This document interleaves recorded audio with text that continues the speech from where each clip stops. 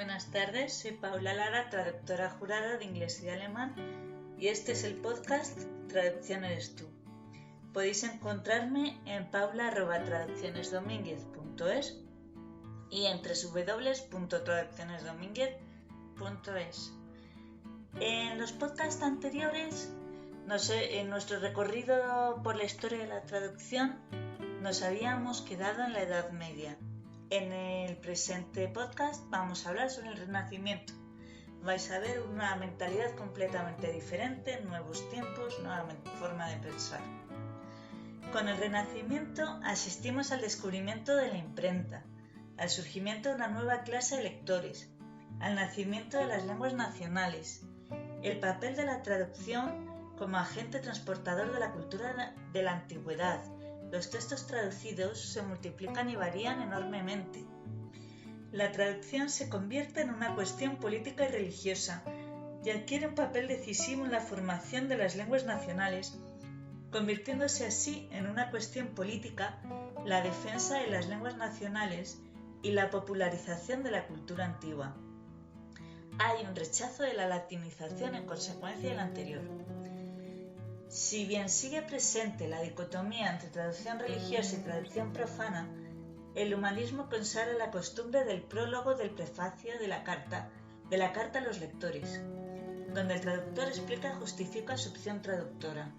Esto es, los prefacios constituyen un corpus traductor lógico de primer orden. En la traducción religiosa existen defensores y detractores.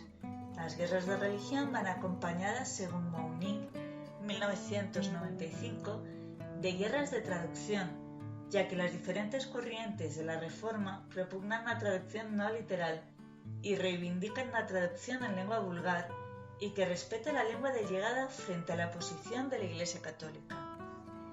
Lutero en 1530, en Sendbrief vom Dolmetschen, propugna una traducción del sentido del texto y clara y expresiva en alemán.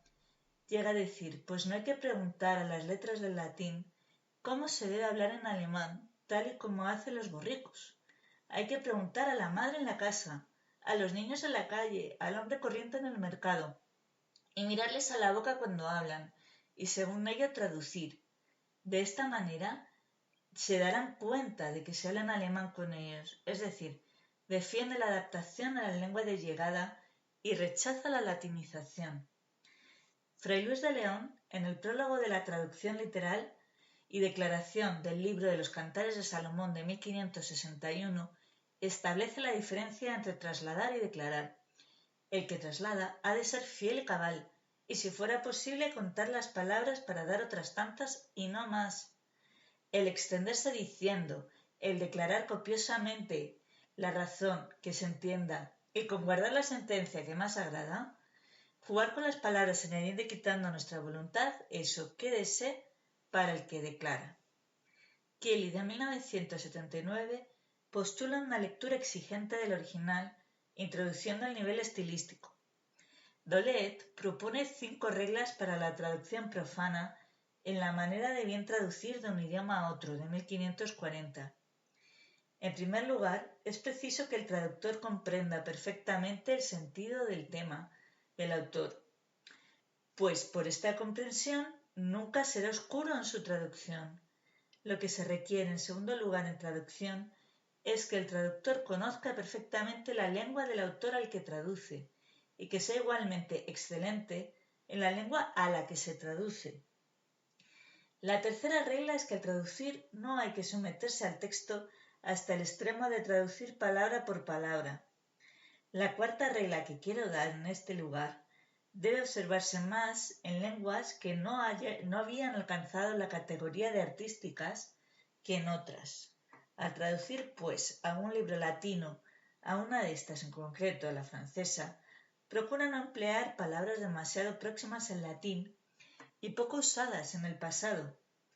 Vayamos ahora a la quinta regla que debe observar un buen traductor, que es de tan gran importancia que sin ella toda composición resulta pesada y poco agradable, pero que contiene solo una cosa, la observación de la armonía del discurso, es decir, un enlace y una unión de las palabras con tal consonancia que no solo sea placentera al alma, sino que también los oídos se sientan completamente fascinados y no se irriten jamás por tal armonía del lenguaje.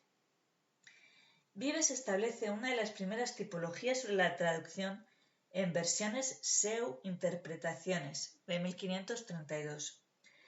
Vives distingue entre las traducciones en las que se atiende a no más que el sentido, otras a la sola frase y la dicción, y un tercer género, cuando la sustancia y las palabras mantienen su equilibrio y equivalencia, es decir, cuando las palabras añaden fuerza y gracia al sentido, y ello cada una de por sí unidas o en todo el cuerpo de la composición. Vives se pronuncia a favor del segundo género. También se discute sobre la legitimidad de la traducción. Dubélé llega a comparar la traducción con un retrato al que por ser copia material le faltaría siempre un alma. Cervantes recoge esta cuestión en El Quijote, en el capítulo 6 de la primera parte, cuando afirma que le quitó mucho de su natural valor, y lo mismo harán todos aquellos que los libros de verso quisieron volver en otra lengua, que por mucho cuidado que pongan y habilidad que muestren, jamás llegarán al punto que ellos tienen en su primer nacimiento. Bueno, hasta aquí hemos llegado al Renacimiento, siglos XV y XVI.